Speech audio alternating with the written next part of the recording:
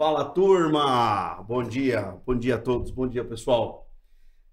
Sejam bem-vindos ao nosso Cybercast. Isso aqui é uma iniciativa que nós criamos na Cisco com o público para falar para o time de vendas dos nossos principais parceiros sobre cybersecurity, num momento importante para a gente, mas com um idioma, num português claro, né? Falar de uma maneira mais tranquila, informal, num bate-papo. Isso aqui é uma série de 4 episódios de podcast, hosteado por mim, pelo meu parceiro, Fábio Pique, pelo meu parceiro Flávio Costa aqui, sempre com um convidado, hoje o Luiz Matos, e vou pedir para que vocês rapidamente se apresentem. Isso aí, obrigado, Fabião. Bom dia a todos. Sejam bem-vindos à nossa inauguração, né, desse maravilhoso podcast.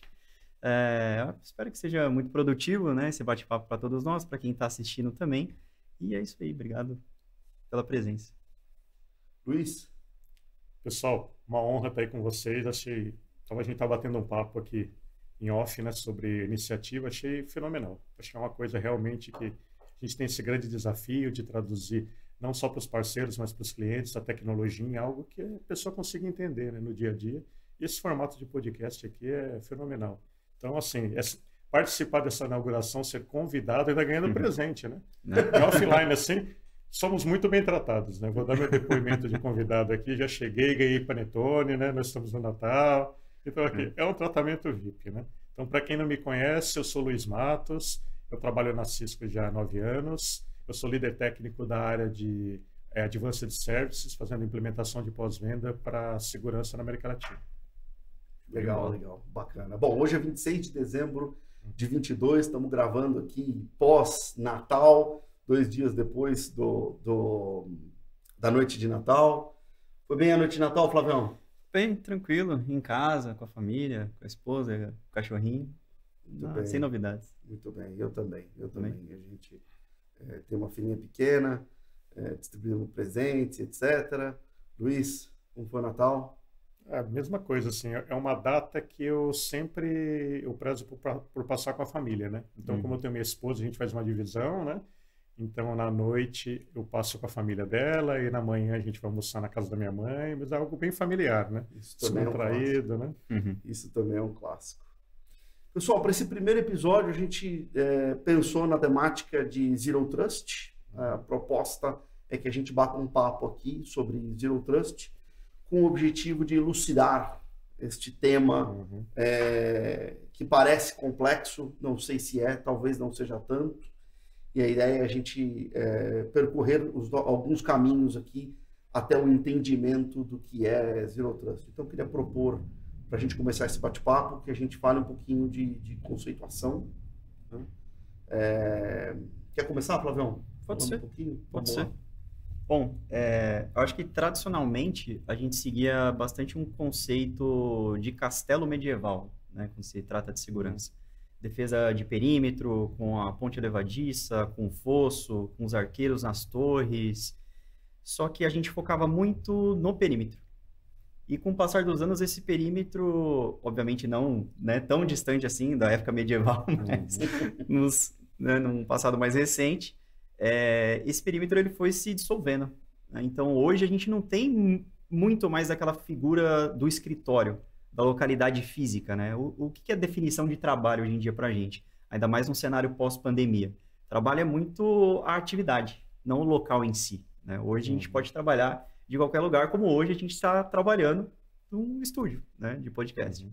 Então, eu acho que essas mudanças elas não acompanharam o panorama de segurança. Então, a gente continua, muitas vezes, com essa mesma abordagem de castelo medieval, de segurança focada no perímetro, mas para uma realidade que é totalmente diferente daquela que a gente vivia alguns anos atrás. Né? Então, a gente está sempre correndo atrás. Né? É muito difícil a gente ver empresas, organizações que estão tomando decisões proativas quando o assunto é segurança. Então, eu vejo que, como definição, Zero Trust é uma abordagem diferente daquilo que a gente estava acostumado a fazer. Né? Então, sendo mais simples ainda, olhando, por exemplo, como a gente protege a nossa casa. Posso que na casa de vocês, dependendo se você mora em prédio ou casa mesmo, você tem uma chave. Essa chave pode ser física, pode ser por biometria, né? Dependendo se você tiver uma tranca ali mais tecnológica. Mas a gente se preocupa em segurança com proteger esse perímetro, que é a nossa porta, né? Quando a gente olha através dessa ótica do Zero Trust, essa abordagem ela muda. Não é apenas a proteção ali da porta, né? Mas é de cada item que você tem dentro da sua casa, de acordo com o nível de criticidade e de risco associado a cada um desses itens. Então, é como se a gente tivesse... A gente vai manter a fechadura, ela ainda é necessária. Ou seja, a segurança perimetral, ela ainda é fundamental. Mas agora a gente vai colocar uma espécie de segurança para cada item que a gente tem. Então, a gente começa a microsegmentar. E eu não quero também entrar já nas terminologias do techniquez da coisa, né? Porque a proposta aqui é justamente simplificar o discurso, mas eu acredito que a grande diferença é essa, né? Deixar de olhar somente para a segurança do ponto de vista de perímetro, para começar a olhar a segurança de uma forma mais abrangente. Luiz, antes de você falar qualquer coisa, eu tenho uma percepção de que o que a gente viveu nos últimos 2 anos, dessa mudança radical, o Flávio comentou, né, do local de trabalho, da gente sair dos escritórios e poder efetivamente trabalhar de qualquer lugar, em que a gente quebrou barreiras culturais e tecnológicas, foi o grande impulsionador dessa discussão de Zero Trust, né? Não sei, você concorda comigo? Sim, concordo. O Zero Trust, eu acho que é dos assuntos melhores para você tratar num podcast. Por quê? Vou começar bagunçando um pouco. Eu gosto disso, no meu lado acadêmico, né? Eu vou desconstruir um pouco, aí depois eu vou, junto com você, a gente vai remontar as coisas, né? Então, vamos lá. Primeiro, tem uma definição muito boa do Cloud Security Alliance sobre Zero Trust. Se pegar o documento, a primeira coisa que ele começa é assim. Primeiro, eles tratam o Zero Trust como uma filosofia. Olha que coisa engraçada. Então, o NIST trata como um modelo, eles tratam como uma filosofia e outros órgãos tratam como um framework. Então, assim, já começa por aí. Então, dentro dessa bagunça, o que é o Zero Trust? Vou começar bagunçando um pouco. Primeiro conceito do CSA é um elefante. Eu falo, putz, agora melou tudo, agora bagunçou tudo. Não, por quê? Tem uma lenda antiga, né? Do elefante, que 3 cegos encontraram o elefante. Eles encontraram o elefante e cada um, pelo tato, chegou à conclusão do que seria aquele elefante, né? Então um falou, isso aqui é uma árvore, porque pegou nas patas. O outro pegou no rabo e falou, isso aqui é uma cobra. Então cada um teve uma ideia sobre o que era. E o Zero Trust é isso, é um elefante. O que isso quer dizer? Que é o tipo de assunto que você não pode ter a verdade absoluta. Do tipo, olha, eu entendo isso pela minha experiência e vou ter uma ideia subjetiva baseada na minha experiência individual. Não é. É algo que eu tenho que respeitar a minha visão, a sua, a do Flávio, a dos outros vendors, outros órgãos. Por quê? Se você pegar materiais sobre Zero Trust, o que você mais vai encontrar são materiais totalmente diferentes. O CSA é muito voltado à cloud. Então você começa a olhar qual que é a visão de Zero Trust, por exemplo, para IaaS, para PaaS. Se você pega o modelo do NIST, é algo que me agrada mais, porque eu sou matemático, né? É algo baseado, por exemplo, em domínios de conhecimento. Então, algo mais baseado em compliance. Então, assim, cada um tem uma visão. Então, bagunçando tudo, o que acontece? Então, eu estou perdido? Não. Eu acho que você tem que seguir, primeiro, a base do que é o Zero Trust, desse entendimento. Muito da base, o Flávio já comentou, que essa base não muda. Independente do órgão que você vai ler, do documento que você vai ler, você tem uma base. Que é o lance de não confiar, assumir zero confiança. É disso? Exato. Então, assim, vamos começar aí, por aí. Então, por exemplo, assumir zero confiança é algo que o pessoal ele tem um pouco de dificuldade, um pouco de entender. Primeiro começa pela zero confiança. Zero confiança não é não ter confiança. Então, tem uma diferença, né? Tem até uma palestra que eu faço que começa com um quadro de um professor. Professor ensinando a diferença de nada e zero. Então, Zero Trust não é nada, Zero Trust é zero. O que é nada? Você não tem confiança e nunca terá. Ponto. Zero é, não confio agora, mas é dinâmico. Você pode subir de 0 para 1, para 2, para 3, até chegar a 10. Então, isso é Zero Trust, que nem o Flávio comentou. Eu começo dizendo que você é zero. E depois você vai me provando que você tem confiança, a gente vai desenvolvendo o relacionamento. eu vou vendo que você é uma pessoa que realmente, um dispositivo no caso, né, que não vai causar nenhum problema na rede, para sempre, não. A própria confiança que está no 10 pode baixar para o 0. Isso é um dos pilares do Zero Trust, que a policy, né, a política, ela é dinâmica, não mais estática. Então aí a gente vai. Então acho que a gente tem que primeiro ter uma ideia do que ele é, no que diz respeito aos pilares do Zero Trust. Com esses pilares, se a gente for procurar material, a gente vai ver materiais muito diferentes, com approaches bem diferentes, mas você vai ver que o core continua intacto. Isso é importante para você ter um entendimento. E o gap, a gente estava até conversando em off aqui, né? Qual que é o grande gap do Zero Trust que eu vejo? Eu sou um líder técnico de deployment, eu implanto, eu sou o cara que está lá fazendo a configuração do equipamento. O que eu vejo muito é o CISO tendo que implementar Zero Trust por causa de regras de compliance, por causa de uma pressão imensa. Hoje o Brasil, não só o Brasil, o mundo, tem uma pressão imensa para a implementação de Zero Trust. O governo americano, em maio do ano passado, mandou uma ordem executiva. A ordem executiva é: faça acontecer, ponto. Faça acontecer a implementação de Zero Trust nas agências do governo americano. E ninguém sabia nem o que era. Falou, pô, vou implementar algo. Isso aqui é uma metodologia, é um hardware, é na cloud, é on-premises. Então, assim, todo mundo ficou perdido. E, por um outro lado, o que eu vejo no campo são os engenheiros implementando Zero Trust sem saber o que estão fazendo. E aí, um desesperado, sem saber o que vai fazer, o outro implementando e um gap. Um exemplo para poder deixar claro o cenário, eu estava fazendo uma reunião uma vez com um CISO de uma operadora de telecomunicações sobre um projeto de controle de identidade. E aí eles fizeram um projeto e pediram para a Cisco avaliar. Falaram assim, faz um double check aqui para ver como é que está, se está tudo legal. Eu comecei a avaliar, falei, olha, não está legal, o sizing não está bom, não tem alta disponibilidade, não tem uma cara de uma operadora.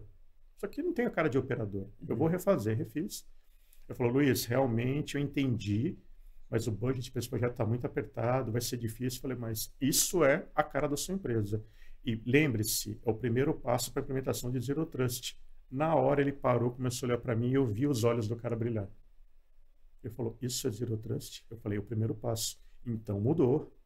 Porque o meu budget de Zero Trust é aqui imenso. Então eu vou colocar esse cara aqui. E aí eu tive todo o dinheiro possível e imaginário para poder começar o projeto de controle de identidade. Olha só, existia um gap muito grande do que ele precisava e do que ele estava fazendo. Ele não conseguia juntar os projetos. Eu acho que o vendedor também e os times de vendas têm que ser esse meio campo de traduzir o que o cliente precisa, principalmente nas necessidades de Zero Trust, e conseguir dizer para ele, olha, vamos por esse lado, esse é o caminho. Zero Trust não é um projeto. Zero Trust, o próprio, né, John Kindevar, né, que foi o criador, né, em 2010, ele já dizia, Zero Trust é uma jornada. Legal, legal. Bacana. E como uma jornada, o ponto de partida é diferente para cada indivíduo, né? Para cada organização. Né? Quando a Cisco começou a falar em Zero Trust, a gente segmentava, a nossa empresa segmentava claramente ali em workforce, workload e workplace. Eu gosto dessa abordagem. Você pensar na conceituação de Zero Trust para força de trabalho, para o ambiente e para Data Center Cloud. Mas de um tempo para cá a gente viu que uma evolução dessa mensagem a tornou mais simples, né? Então, aplicando essa mesma conceituação em todos esses ambientes. Estou certo no que eu estou falando aqui? Cara, sabe por que eu acredito que isso aconteceu? Eu acho que justamente pelo que o Luiz estava falando. Tem opiniões, e muitas opiniões. Não? Então, o Zero Trust é aquele grande elefante. Tá? Cada um está olhando para aquilo e vendo uma coisa diferente. E tentando fazer sentido daquilo, né? E aí, quando você, como um fornecedor do porte que é a Cisco, entra no mercado e coloca mais uma metodologia ou uma forma de explicar o conceito diferente daquilo que vem sido abordado de outros fabricantes e de outros órgãos também, eu acho que adiciona complexidade. Então, a gente fez uma reformulação do portfólio e há muitos anos já a Cisco ela tem investido muito em cibersegurança, inclusive na simplificação de cibersegurança, porque a gente entendeu que isso era uma necessidade. Então, eu acho que seria muito impactante, né, de certa forma, controverso, a gente manter esse discurso único e muito proprietário da Cisco, com esses 3 Ws, enquanto o nosso discurso era, na verdade, outro, né? Era de simplificação. Então, eu acho que se a gente pega definições que são mais amplas e mais aceitas no mercado e começa a trabalhar em cima disso, para aí depois encaixar os nossos produtos e, de certa forma, tentar produtizar esse conceito, é um caminho mais fácil, né? E um caminho melhor também, no fim das contas. Faz sentido. Faz sentido. O que o Flávio comentou é o que aconteceu, porque assim, a gente for analisar a história do Zero Trust, definição, assim, criação do Zero Trust, 2010. Muito novo, né? Só pensar. Uma coisa antiga, nova. Então, em 2010, o que aconteceu? O criador do Zero Trust, ele voltando um pouco ao que o Flávio comentou, ele percebeu que antigamente se via muito, até por uma questão, até por praticidade, tá? O outsider como ameaça e o insider não. Sempre quem está dentro da rede é o bonzinho, 100% confiável. O problema é quem vai vir. Então, o que seria? Internet, fornecedores, parceiros, uma intranet. Então, o outsider era o problema. Então, tinha esse modelo de segurança por perímetro, né, que é o antigo Castelo e Fosso, que é da época medieval, por exemplo, o rei. O rei se preocupava com quem iria atacar. Então, o rei, você tinha o castelo, tinha a ponte e tinha um fosso cheio de crocodilo. Para quem vai me atacar aqui, o cara vai ser almoço do meu crocodilo. E porque ele tinha uma confiança inerente também em quem estava dentro, né? Exato, quem estava dentro, não, eu sou o rei. O rei, antigamente, ele era um deus. Então, quem vai matar? Não tinha como. Isso funcionou, até que alguém foi e matou o rei. Esfaqueou pelas costas. E aí, onde que estava? Foi um outsider? Não, foi um insider. E aí começou, opa, então quer dizer que quem está aqui dentro não é todo mundo bonzinho, não. Tem conluios, tem coisas dentro, né? E eu acho que o divisor de águas, você falou uma coisa excepcional, falou assim, eu senti que de uns anos para trás isso mudou muito. Mudou sim. Quem matou o rei dentro? Ransomware. WannaCry. WannaCry mudou tudo. Quando perceberam que internamente alguém, mesmo que de forma involuntária, o cara não fez de propósito. Claro. Ele acabou com a rede. Ele foi uma vítima. Começaram a perceber o seguinte, não foi o outsider. Agora o problema foi o insider. Então eu acho assim, o que aconteceu? De 2010, com essas definições, o NIST começou, a resolução do NIST veio em 2020, veio 10 anos depois. E o que aconteceu de 2010 para 2020, por exemplo? Todo mundo ficou parado? Isso não é assim. Toda tecnologia, às vezes, antes dela ser, por exemplo, que nem o Trio, né? Que é o Fabric Path da Cisco. Tá? Tecnologias novas de Fabric, né? Que é a base do SDN. Antes de ter uma RFC, alguma coisa assim, o fabricante ele não esperou. Ele falou, tem que fazer alguma coisa. Então, cada um foi fazendo. A HP fez um modelo, a Cisco fez. Zero Trust foi a mesma coisa. Os fabricantes começaram a ir, eu tenho que fazer alguma coisa. Então, a Cisco, ela fez algo como, por exemplo, a Ericsson fez para o 5G e outras empresas foram fazendo.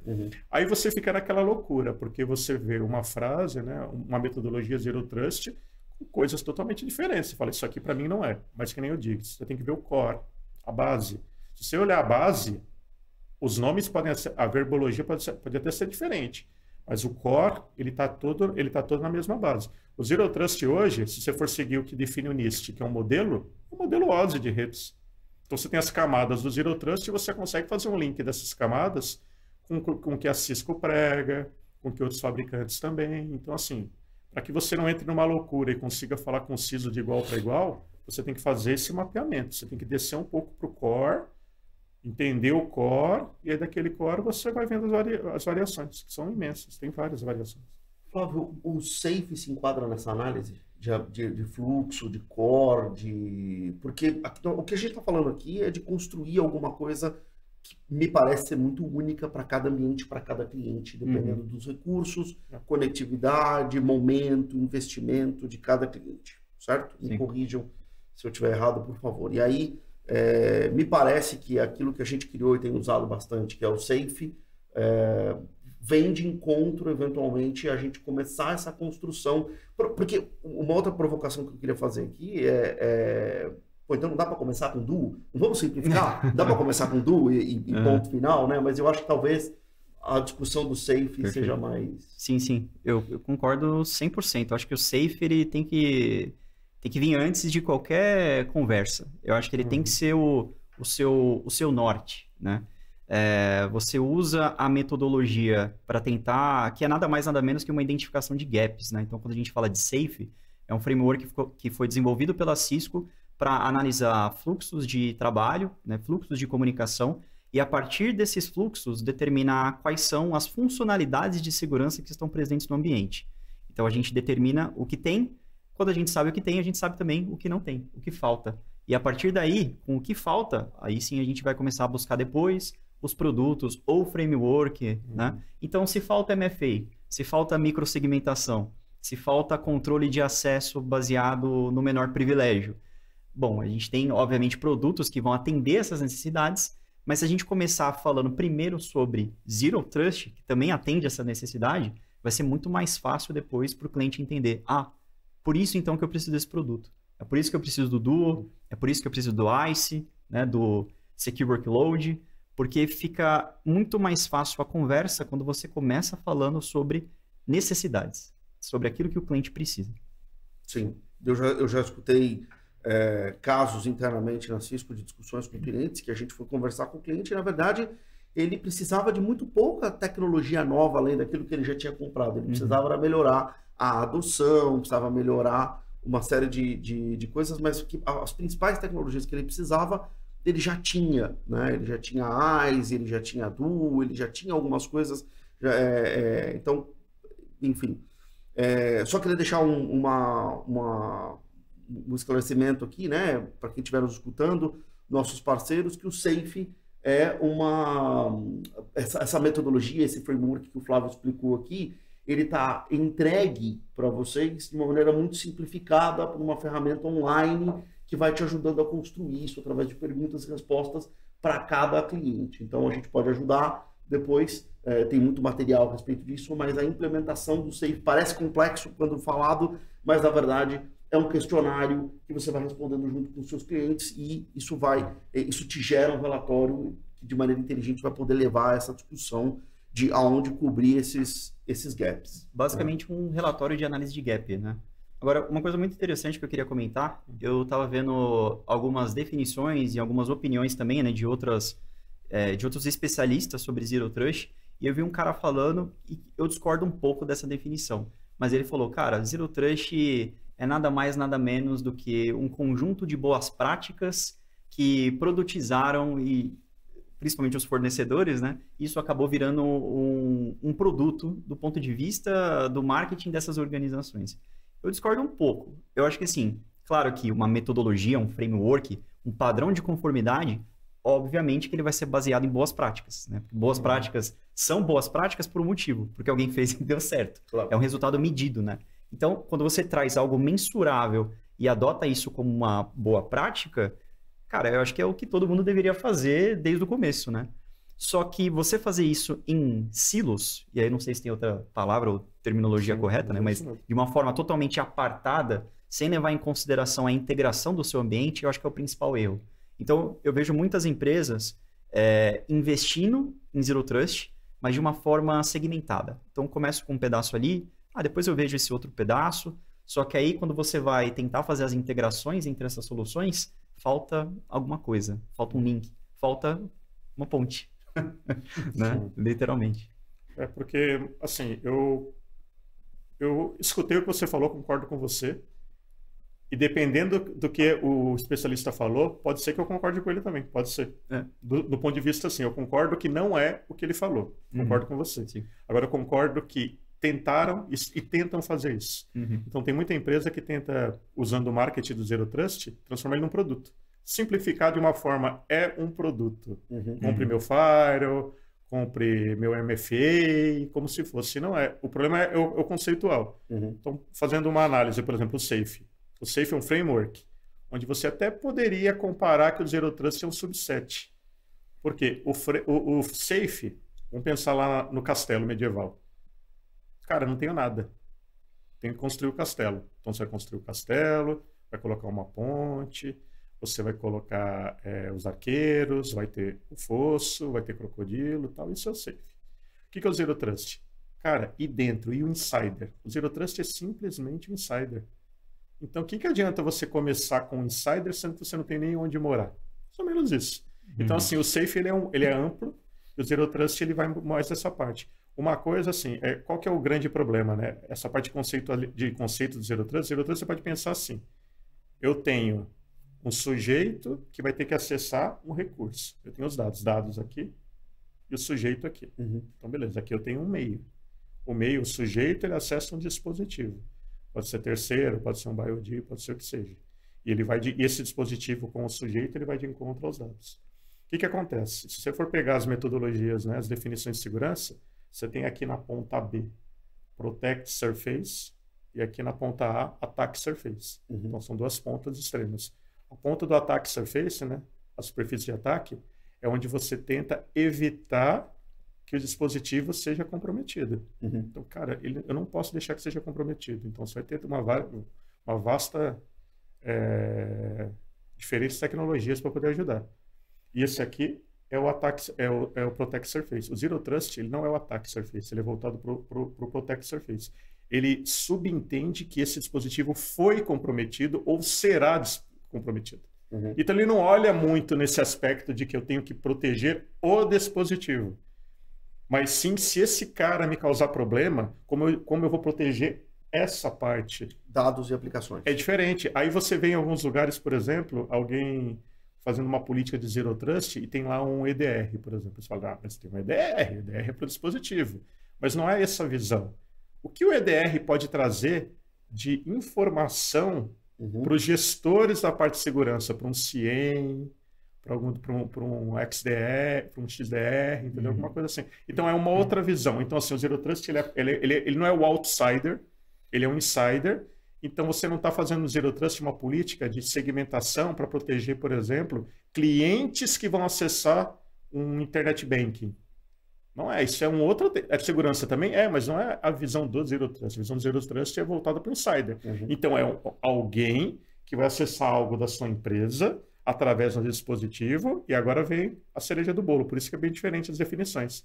E o meio? Cara, o dispositivo não chega no recurso do além.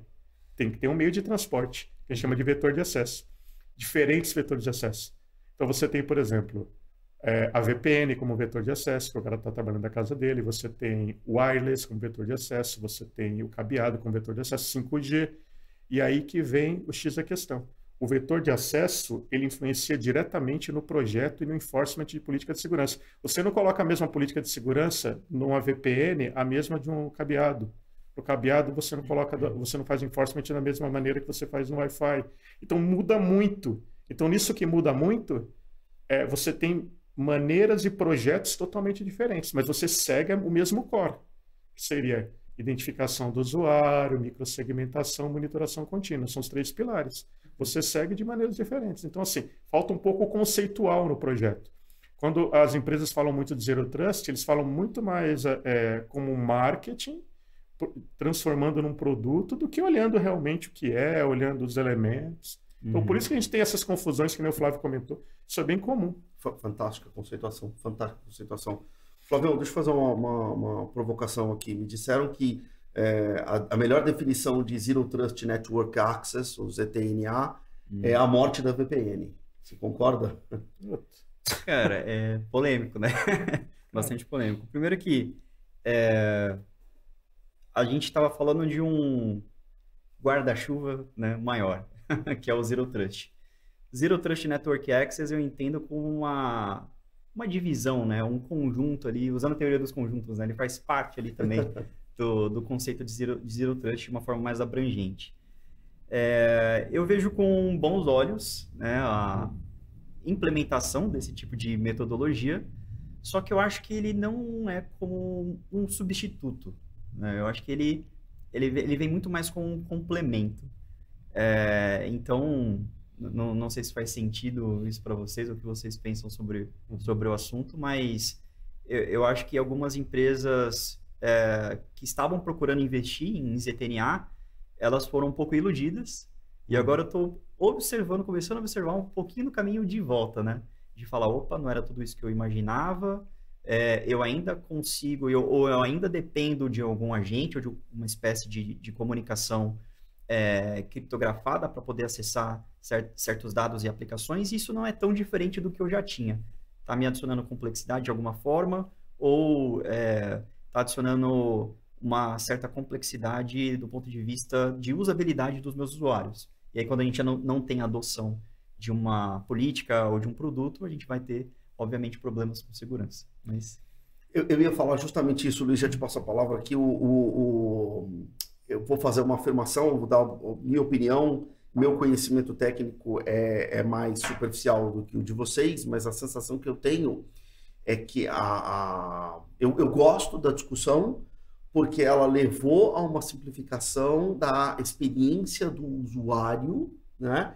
E na Cisco a gente tem visto isso, essa discussão cada vez mais latente, passwordless e outras funcionalidades sendo agregadas às tecnologias ou composta através de da integração entre diferentes tecnologias. Eu gosto disso porque eu sou um usuário e eu quero ter uma boa experiência como usuário, né? Hoje, eu como funcionário da Cisco, para conectar minha VPN é muito mais simples, é um botão direito, conectar. Hoje, para eu passar por uma experiência de multifactor authentication, é muito mais simples, e eu sei que tem muita coisa por trás disso acontecendo que eu não olho, eu como usuário não olho. Então, eu gosto da discussão de ZTNA, porque eu acho que ela levou para uma simplificação do cara que sofre no dia a dia, que é o usuário, e essa volta, como o Flávio comentou, eu concordo que eventualmente ela está existindo, mas ela está existindo com um olhar mais cuidadoso para a experiência do usuário na ponta. Então, não sei se você quer comentar alguma coisa nesse sentido. Sim, eu acho assim, a gente só tem que tomar muito cuidado com algumas interpretações e cenários que são vendidos, tá? Então vamos lá. Eu vou tentar ficar um pouco distante. Eu vou tentar que você chegue à mesma conclusão que eu tenho, só que sem impor, tá? Pra você entender. O que acontece? Simplificação é boa. Claro que simplificação sempre vai ser boa. Experiência do usuário tem que ser um dos objetivos. Isso é o grande problema de segurança. Quando eu lidero um projeto, eu sempre tento passar essa mensagem para o pessoal de segurança, porque existe um conflito entre usuário, redes e segurança. Segurança quer fechar o máximo possível e quer testar o máximo possível. E o usuário fica muito insatisfeito quando vai acessar uma VPN e fica 5 minutos um agente fazendo scanning. E num projeto de um cliente grande, eu orientei ele, falei, você não precisa escanear tudo isso. Às vezes você vai escanear um agente e você vai ter várias respostas. Por exemplo, eu quero ver se o antivírus está atualizado, está com o dicionário atualizado, está na versão que eu quero, para dar 5 perguntas do antivírus. Aí eu chego e falo assim, você tem qual vendor de antivírus? O McAfee, por exemplo. Não tem um agente desse vendor? Tem. E o que o agente faz? Ele garante que o usuário faz o upgrade, ele garante que a base está... Tá, então você já tem alguém que faz tudo isso. Então você colocar outro agente para perguntar 2 vezes as mesmas coisas, ou você poderia perguntar se esse agente está operacional, está open running. Porque se ele estiver open running, você já tem 5 respostas na tabela. Ele, não pensei nisso. Então, assim, esse é um problema. O que acontece? Então, simplificar sempre é bom. Passwordless, tudo isso é legal. Agora, a gente tem que tomar cuidado em algumas coisas, por exemplo. Agentes. Eu estou na área há muitos anos, cara. 25 anos eu estou na área de TI. E quando eu tinha que colocar um agente novo numa máquina, me dava calafrios. Porque eu estava falando de um poder computacional muito inferior que a gente tem hoje. Falando de máquina com... Não tinha nem giga as máquinas antigamente, na minha época, né? Então, quanto mais agente você colocava, a máquina ia travando. Não é o que tem hoje, porque a capacidade computacional e o valor dos computadores baixou muito. Né? Então, assim, estão muito mais acessíveis. A gente tem máquinas mais poderosas, né? Antigamente eram super servidores, na minha época, quando eu comecei. Hoje é um desktop normal. Então, tem uma simplificação, tal, é legal, mas não vamos ao extremo. Vou em um extremo que, às vezes, que eu até discuti com um colega meu recentemente, né? VPN clientless. Tudo. Esse cliente que eu tive essa experiência, ele falou, Luiz, eu vou ter que trocar para VPN clientless. Eu falei, por quê? Porque o usuário não aguenta ficar 5 minutos para entrar na VPN, porque escaneia muita coisa. Te falei no passado. Cara, eu tenho uma memória muito boa, cara. Esse é o meu lado bom. Por enquanto, né? A idade vai vindo, vamos ver até quando. Eu falei, cara, com isso, o problema é a experiência que você está fornecendo. Agora, vamos comparar uma VPN clientless com o modelo Zero Trust. Vamos comparar. Se você pega o material do CISP, que agora tem muito Zero Trust no CISP, o que ele diz? Ele diz que no terceiro, comparando com o NIST, né? O terceiro pilar do NIST é monitoração contínua. Tem que ter monitoração contínua no Zero Trust. E controle comportamental. O que seria isso? Meu amigo, se você for alguém malcriado, malvado, eu vou cortar você da rede. Agora, como que você vai ter uma análise comportamental de um indivíduo, de um elemento, sem informação? Você tem que ter. Então, no NIST, no material do CISP, diz, não sou eu que estou falando, você tem que ter a maior quantidade de informação do endpoint possível. A maior possível. Isso conflita com alguma coisa que é clientless. Conflita totalmente. Porque a função do cliente é ser o X9, é ser o dedo duro. Ele vai passar tudo para você. Ah, Luiz, mas isso é um exagero. Não é. Vou falar um pouco de fraude bancária, tá? Que acontece com os bancos. Quando começou essa parte de VPN, eles terem que trabalhar remoto, ninguém se preocupou muito com segurança no começo. Quando você faz um projeto de VPN, você se preocupa com performance, o usuário tem que ter experiência similar de estar na organização. E alta disponibilidade, não pode parar nunca isso. Segurança, o cara vai pensar depois, se é que pensa, né? E aí começaram a ter muito problema de fraude. Então, qual que é o primeiro problema de fraude? Controle de identidade. Então, VPNs baseadas em usuário e senha. Isso para o setor financeiro, para a indústria crítica, não pode ter isso. Não pode, porque as senhas são comprometidas. Você não pode ter. Então, vamos pensar numa VPN, que nem você comentou. Por onde eu começo? Vamos pensar numa VPN MFA, que seria o DU. Então, o DU ele entra de cara. Eu não posso ter um controle de identidade efetivo sem ter MFA. Aí, beleza. Implementar o MFA, diminuir um pouco o problema. Só que o hacker, cara, ele é muito criativo. E principalmente para o mercado financeiro, tem organizações que são especializadas naquele setor, não só em bancos, naquele banco. Tem o cara que naquele banquinho ali, ele é o... Por quê? O cara tem que ter muita informação interna, tem que ter alguma coisa a mais fora o conhecimento de tecnologia, né? É uma organização, na verdade. Aí o MFA ele veio, tampou lá um buraquinho, aí o cara começou assim... A fraudar o MFA, por quê? Porque teve um procedimento nesse cliente de onboarding do MFA, que aí o procedimento não foi muito legal. E aí ele viu uma brecha no procedimento, então ele conseguiu fazer onboarding de dispositivos dele. Foi uma coisa que não foi tecnologia, né? Foi engenharia social, meio que com um procedimento mal feito. Aí ele começou a fazer. E aí eles começaram, e agora o que eu vou fazer? Ah, não, vou fazer postura. Então postura é um agente. Você vai garantir que a pessoa... Eu sou Luiz Matos? Sim. Garantir para o MFA? Garantir 100%? Talvez. Né? Vamos dizer assim nos filmes de ficção, né? Eu tenho biometria, o cara foi lá e cortou meu dedo, pegou meu olho e levou, né? Fez alguma coisa assim. É possível, tá? Mas alguma coisa a mais? Postura. Aí a gente está falando do AIDS. Postura, o que ela é? Ela, além dela verificar mais a identidade da máquina, ela também garante que a máquina não é um problema para a rede. Eu não lembro se vocês passaram por isso, mas, por exemplo, a gente tinha que entrar num prédio para uma reunião na época da pandemia. A gente ia lá fazer o procedimento de identificação, alguém liberava, eu tinha o crachá, passava o crachá. A hora que eu passava na catraca, o que acontecia?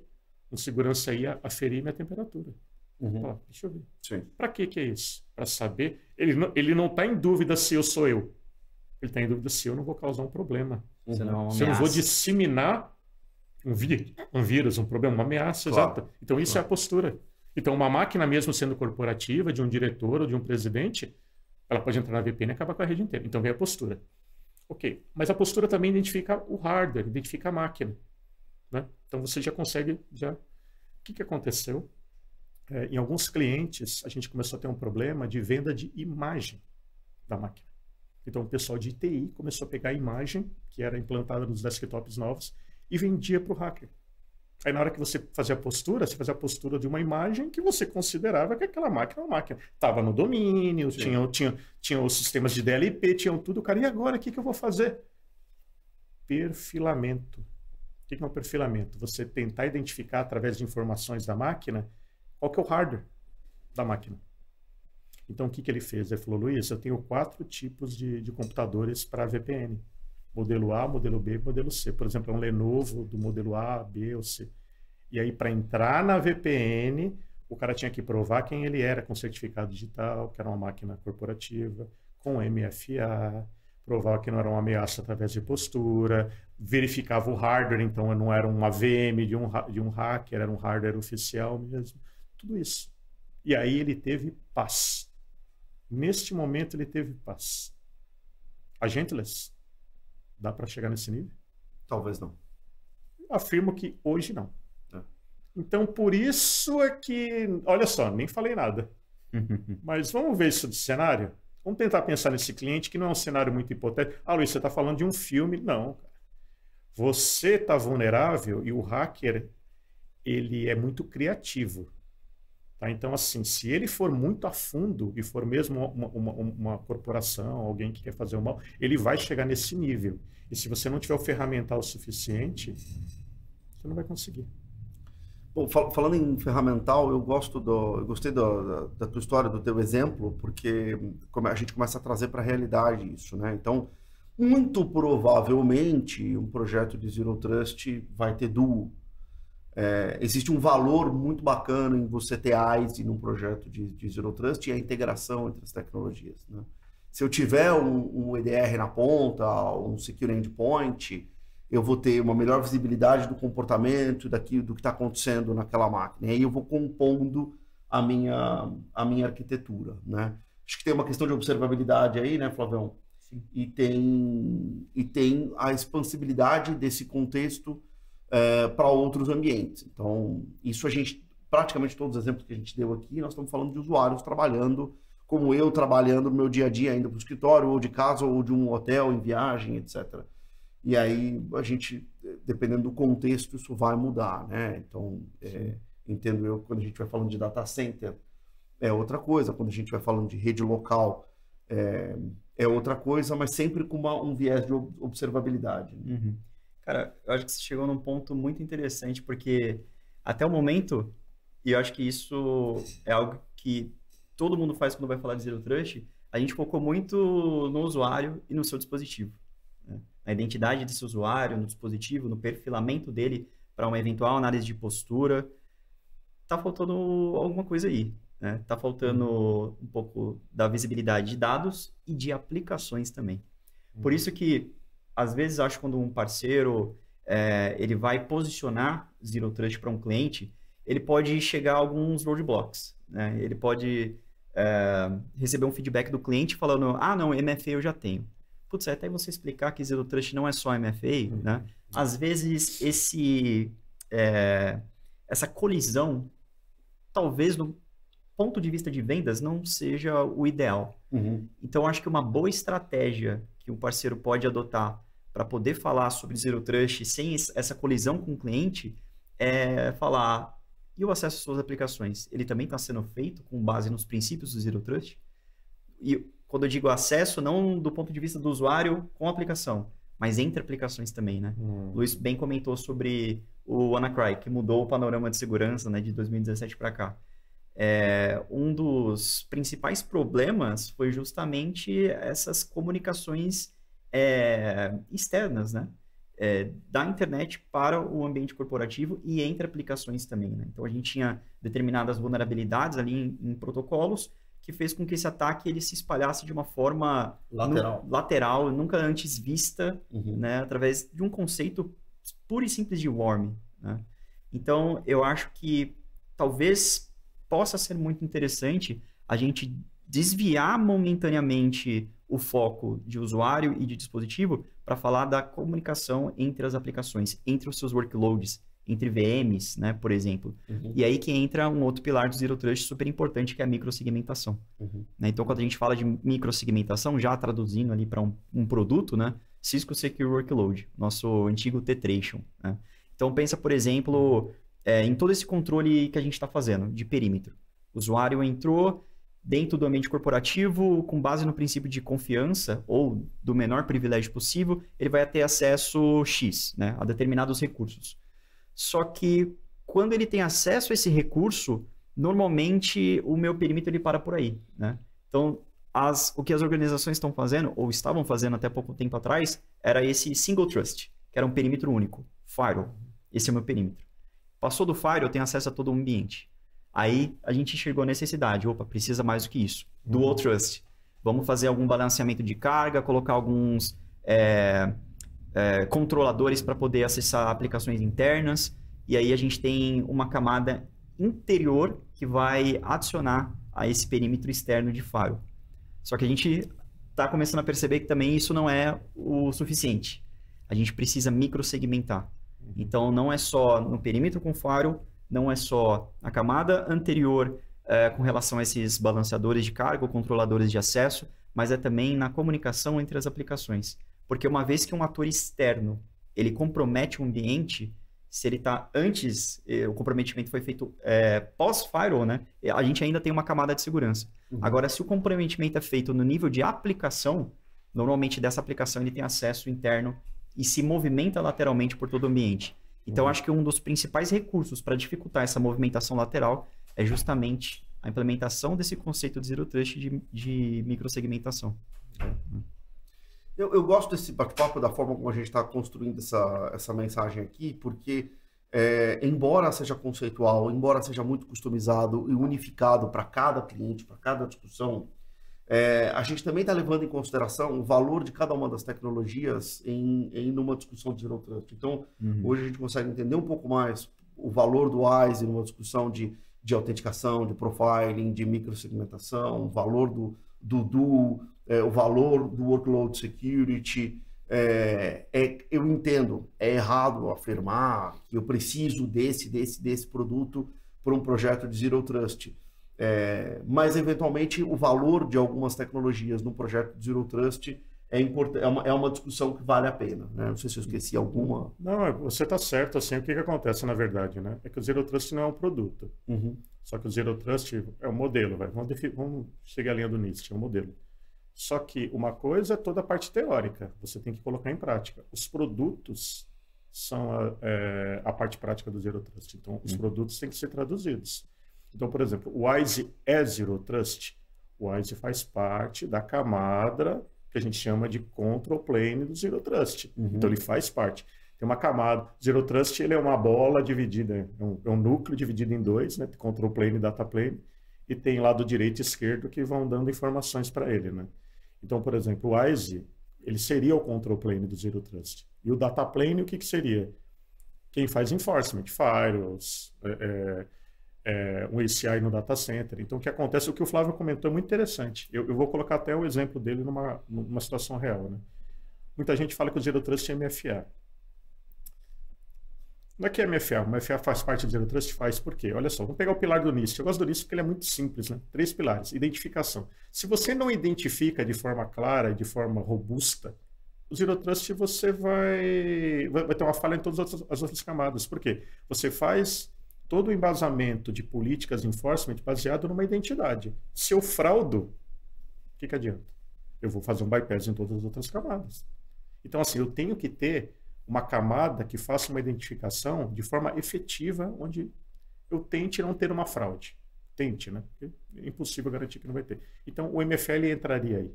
Só que isso aqui retroalimenta o segundo pilar, que é a microsegmentação, que foi o que o Flávio comentou.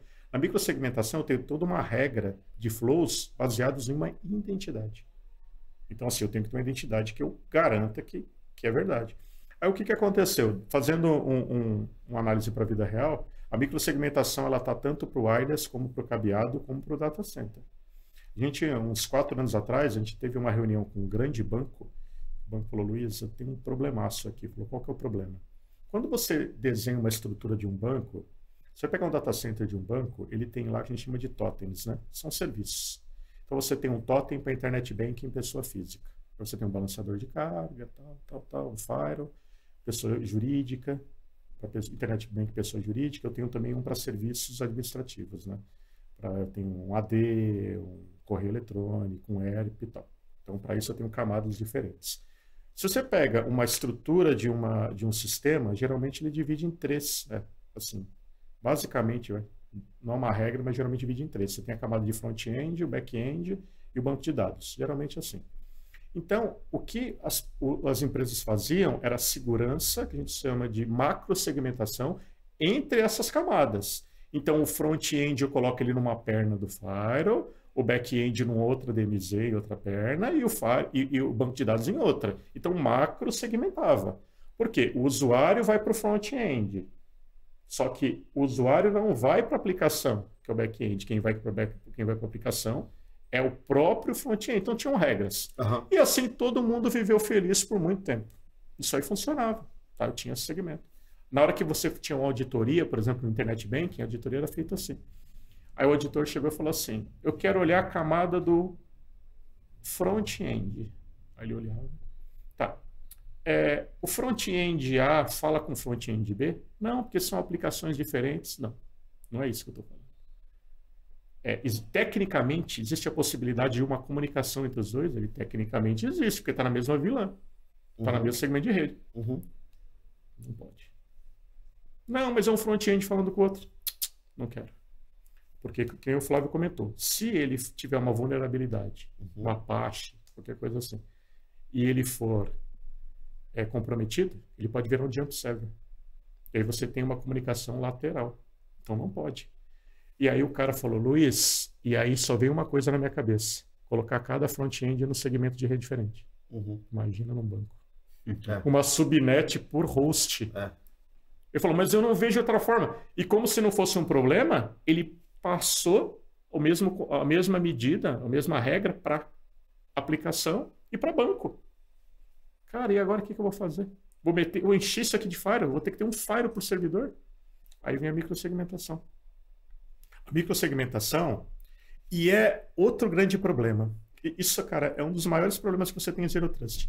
A microsegmentação, muito cliente ele imagina, cara, isso é verdade, cara, pode parecer piada. Quando o cliente começou a falar de Zero Trust, ele falou, agora que eu tenho microsegmentação, eu vou tirar meu firewall. Pelo amor de Deus. Porque todo switch é um firewall. Eu tenho vários firewalls agora, eu não preciso do firewall agora no data center. Eu não estou brincando. E não foi cliente pequeno. E não é. A microsegmentação é um complemento para flows que não passam para o firewall, porque não precisa subir. Um front-end falar com outro, eu não vou subir no firewall. Ele vai falar lateralmente. E aí como que eu vou fazer algum tipo de enforcement? Com a microsegmentação, que nem o Flávio comentou. Agora, qual que é a diferença? Primeiro, a microsegmentação, o Zero Trust, ele vem para tráfego lateral. E ele é stateless. Como se fosse uma lista de acesso. Então, você não pode substituir um firewall, porque para determinados tipos de flow, você precisa, por exemplo, de alguém de camada 7, um IPS. O Zero Trust não vai te dizer que, por exemplo, você está sofrendo um ataque porque ele viu que aquele flow ele bateu num dicionário. Não vai fazer isso, cara. Ele vai simplesmente bloquear. Então, é totalmente diferente. Então, assim, a microsegmentação, ela vem para você dar uma camada de segurança abaixo da estrutura de firewall, que não é substituto a uma estrutura de firewall, mas é uma complementação à estrutura de firewall. Firewall é norte-sul, Zero Trust é leste-oeste. A microsegmentação vai fazer o papel leste-oeste. Muito legal, muito legal. Isso aí. Senhores, estamos chegando ao fim do nosso primeiro episódio aqui, de uma série de 4 para discutir cybersecurity. Comentários finais? Alguém quer deixar alguma... Sim, acho que não quero filosofar muito, né? Então, se eu estiver divagando, por favor, me tragam de volta para a realidade, mas eu penso que uma mensagem final bacana, né? Até mesmo sobre o conceito de Zero Trust. Cara, não demorou muito tempo para a gente perceber que isso era necessário, porque a gente usa exemplo, e esse exemplo do castelo medieval ele é conhecido pela indústria já há muitos anos, né? Sim. Mas desde a época medieval, o rei já sabia que ele não devia confiar em ninguém. E a gente ainda está discutindo sobre isso, né? Será que vai demorar muito mais tempo para as empresas poderem realmente implementar, né? Eu estava vendo até algumas notícias com relação à implementação de Zero Trust no Pentágono, né? Pelo Departamento de Defesa americano. A proposta, né? O planejamento para essa finalização dessa jornada, que, assim, eu acho que é da implementação inicial, né? Não é nem do fim da jornada, porque ela vai ter que ser constante, ela vai mudar e se adaptar depois que for feita a entrega desse projeto, né? Mas ela está para 2027. Né? E eu já vi empresas falando, não, eu estou construindo aqui, pesquisando um MFA, uma outra solução aqui e tal, vou implementar Zero Trust até o fim do ano. Né? Dependendo do tamanho da organização, isso é inviável. Né? Claro que na própria Cisco a gente tem o nosso exemplo, né? De essa implementação sendo feita de uma forma assim, fantástica e muito rápida, mas nem toda organização dispõe dos mesmos recursos, dessa mesma capacidade financeira e expertise como a Cisco possui, né? Então, acho que uma última pergunta que eu queria fazer é como é que a Cisco pode ajudar essas organizações para a gente desmistificar um pouco também aquele conceito de que a Cisco é muito cara, não vale a pena esse investimento. Como é que a gente pode abordar isso? O que vocês diriam? Eu acho assim, o que a gente vem fazendo para diversos clientes, acho assim, primeiro um recado também. Concordo com o que você falou.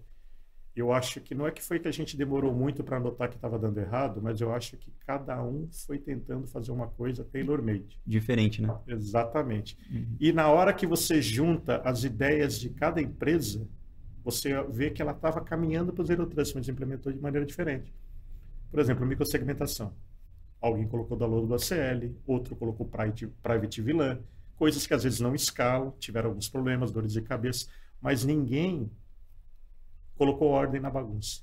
Então, demorou para se colocar ordem na bagunça. E na hora que você... Como a Cisco pode ajudar? O que a gente vem fazendo bastante são assessments de Zero Trust, só que de uma forma agnóstica, mas não teórica, mas sim prática.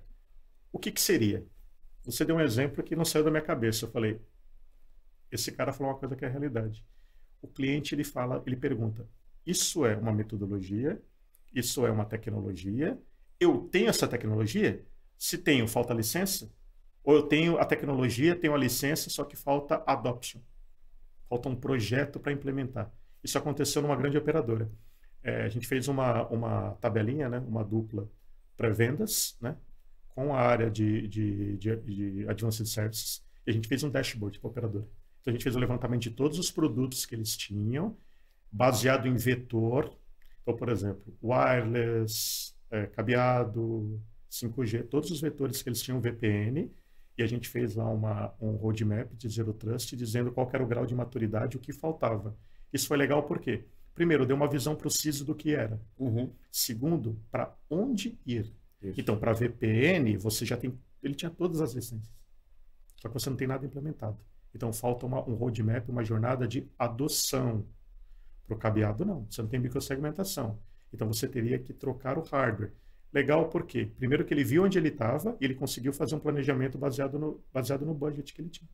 Inclusive, alocar budget para um projeto de 2 anos.